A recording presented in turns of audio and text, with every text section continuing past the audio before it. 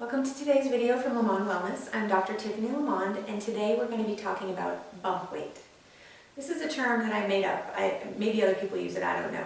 But your bump weight is the weight where you either in a high or a low start to get out of your ideal body weight. And this is a red flag to help you sort of rein it in, if you will. So for example, although most of my patients struggle with losing weight more so than gaining weight, I do have both. So just because, and we as a culture tend to not be as sympathetic to the people who are trying to gain weight, and that's not right, but let's talk about the group that's trying to lose weight first. So for example, if you have maintained a healthy body weight or you have lost weight and gotten to what you consider to be your ideal body weight, I actually do believe that you should weigh yourself.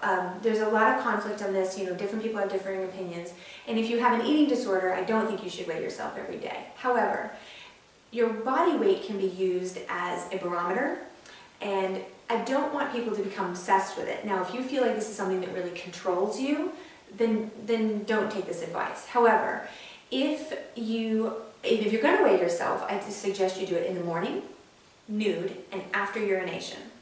And what that does is that gives you some semblance of a consistent measure. Your weight can fluctuate anywhere from 1 to 5 pounds from AM to PM, and that's just going to drive you crazy. Please do not weigh yourself multiple times a day. But first thing in the morning, after urination and nude, is a fairly consistent measure. So, for example, if you're going to weigh yourself this morning, and then over the course of 2 or 3 weeks, you notice there's this creeping up, and everyone has a different bump weight. And whatever that is for you, and it's usually about a 5 to 10 pound range, from a central point. So it might be, say, for an average man, it might be between 180 and 190. So if they start getting close to their 190 point, that is when they're going to start really being more strict about their dietary habits, maybe up their game a little bit with their exercise habits, be more cognizant of their stress management, etc. On the reverse side of that, if you are someone who's trying to maintain a certain weight, whether that's for athletic performance, because you struggle with weight gain for a number of different reasons, if this gentleman started getting close to 180, he would start trying to increase his caloric load through healthy sources, which is a whole nother video, but trying to increase his caloric load, and he or she might have larger meals after exercise, they may do more strength training to build muscle mass, etc. But anyway, this idea of a bump weight is to help you maintain a healthy relationship with your weight, but also not let it get out of control. And a lot of people who struggle with their weight, they tend not to weigh themselves because they don't want to know what it says.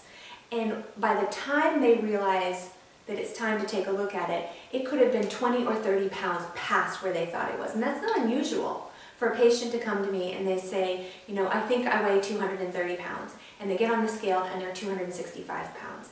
And what has happened is they've detached themselves from the scale because they're afraid of what it's going to say.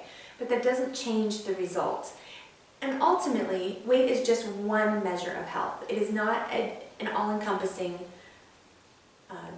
way to assess your health. It's one factor. So we can look at body fat, you can look at your cardiovascular fitness, you can look at hip to weight ratios, among many other things. But this is one tool as a consumer and as an average person that you can use that will help maintain you within your guardrails of your body weight. And that's known as your bump weight. Thank you.